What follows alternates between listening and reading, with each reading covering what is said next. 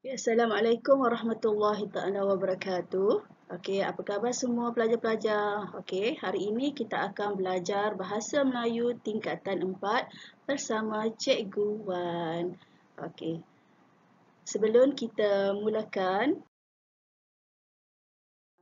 majlis ilmu kita pada hari ini, okey, marilah sama-sama kita baca doa menuntut ilmu.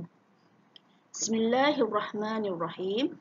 Allahumma aftah alaina hikmataka wanshur alaina min khazaini rahmatika ya arhamar rahimin. Amin.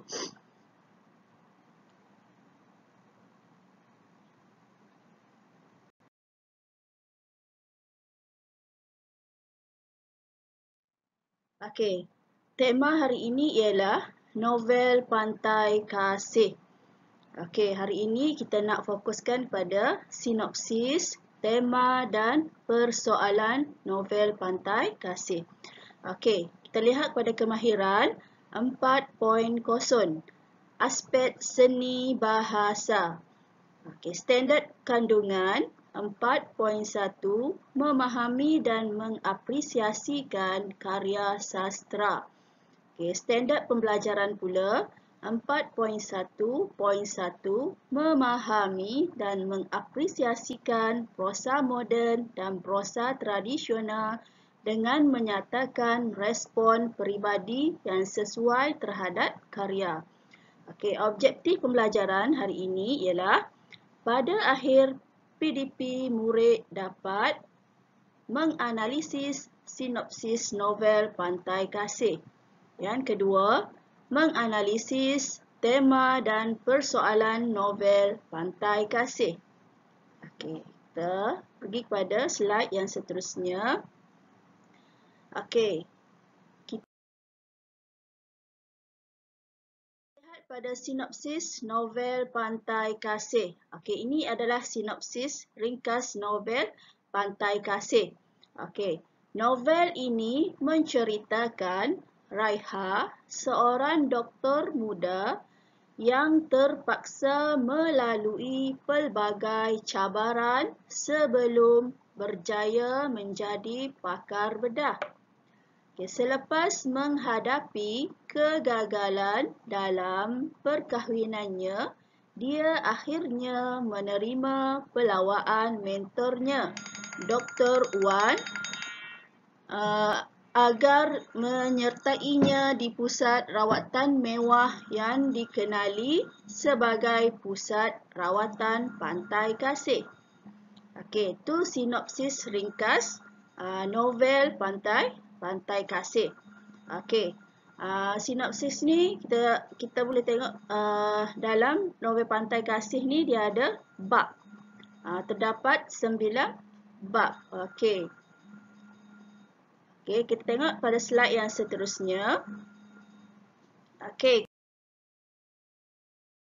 Kita tengok kepada tema. Tema novel Pantai Kasih. Okey, tema novel Pantai Kasih ni bertemakan ketabahan seorang wanita dalam menghadapi cabaran dan tekanan hidup dalam usahanya melupakan peristiwa hitam yang sering menghantui fikirannya. Hal ini ditunjukkan menerusi watak Raiha, seorang pakar bedah yang tabah menghadapi konflik dan tekanan setelah kematian anak tunggal kesayangannya yang terkorban dalam suatu kebakaran kereta. Cabaran dan tekanan hidup yang dialami juga berpunca daripada keretakan dalam rumah tangganya yang dibina atas dasar cinta. Okey, kita tengok dalam novel Pantai Kasih ni, ya, watak utamanya ialah watak Raiha. Raiha ni merupakan seorang pakar bedah. Dalam novel Pantai Kasih ni terdapat banyaklah konflik Dr. Raiha ni. Konflik rumah tangga, konflik dalam pekerjaan, konflik sebagai ibu. Okey, banyaklah konflik dalam cerita ni. Pantai Kasih tu merupakan nama kepada hospital. Hospital, pantai kasih. Okey. Okey, seterusnya kita tengok pada persoalan novel. Okey, di sini cikgu sediakan 4 persoalan novel Pantai Kasih. Okey, kita tengok yang pertama, kasih sayang seorang ibu terhadap anak kandung. Okey. Contoh kita mesti adalah contoh ataupun bukti kepada persoalan yang diberi. Okey, ini bukti dia lah. Contohnya, Raiha amat sayang akan anak tunggalnya Rohayu ataupun panggilannya Ayu, walaupun anaknya itu menghadapi sinrandang. Okey, menghadapi sinrandang ni sejenis penyakit lah. Okey, dia berasa amat sedih atas kematian tragis anaknya yang disambar api dalam kebakaran kereta mewah milik suaminya Dr. Sadis.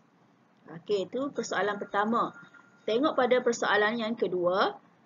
Bapa kandung yang kejam dan tidak bertanggungjawab.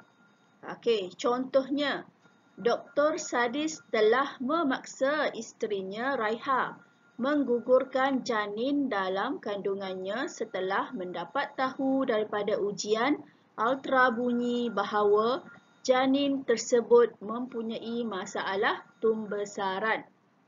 Okey, persoalan yang kedua. Dr. Sadis ni tidak boleh menerima kenyataan bahawa isterinya tu mengandung anak yang kurang sempurna, anak istimewa lah. Dapat dikesan daripada ujian ultra bayi. Okey.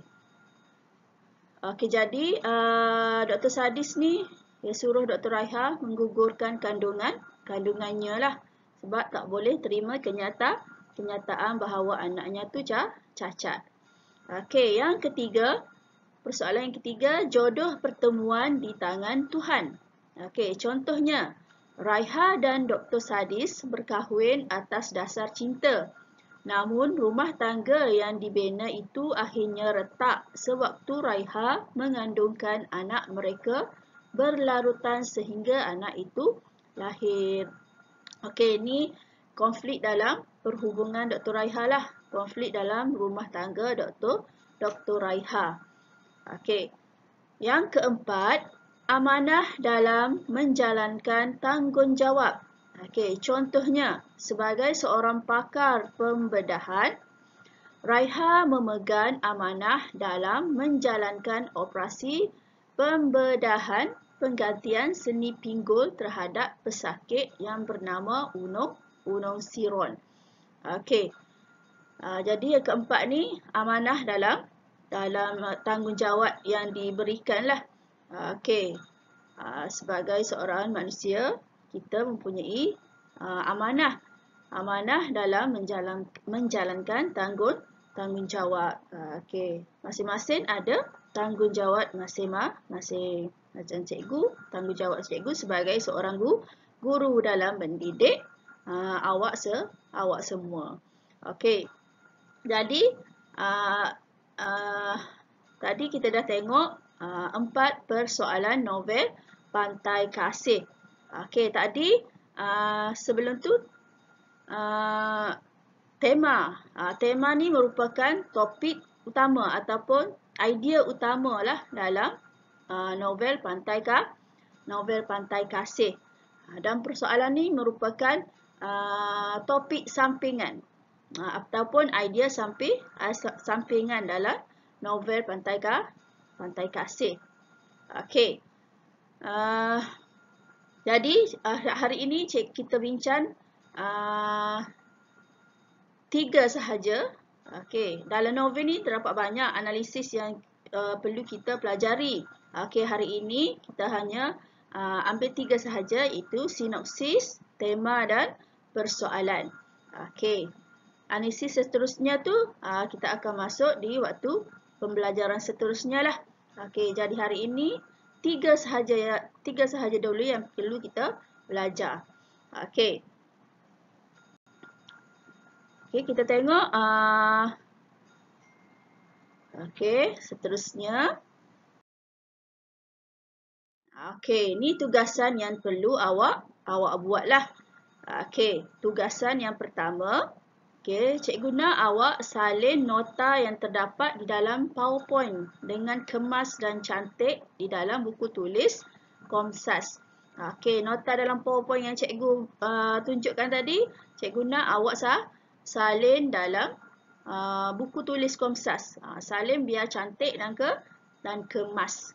Okey, tugasan yang kedua ialah cikgu nak awak menulis sinopsis novel mengikut bab, iaitu bab 1 hingga 9. Okey, dalam novel ni dia ada bab demi bab. Okey, jadi cikgu nak setiap bab tu awak tulis sinopsis. Sinopsis ni cerita ringkas lah. Cerita ringkas setiap bab yang ada. Jadi sini bab yang ada 9 bab. Okey. Okey.